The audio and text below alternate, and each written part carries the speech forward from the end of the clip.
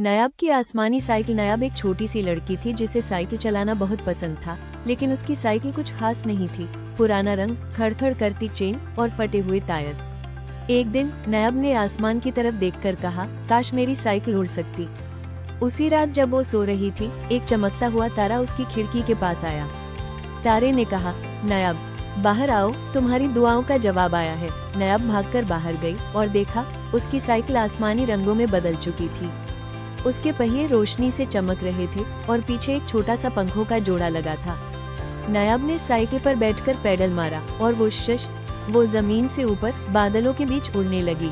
तारे, चांद, परिंदे सब उसके दोस्त बन गए। नायाब ने नीचे जमीन को देखा, मुस्कुराई और बोली, साइकिल तो सबके पास होती है, लेकिन ख्वाबों वाली साइकिल सिर्फ उन्हें मिलती है जो यकीन रखते हैं। अगर आपको नायाब की आसमानी साइकिल पसंद आई हो तो हमारे चैनल को लाइक, सब्सक्राइब और शेयर करना न भूलें।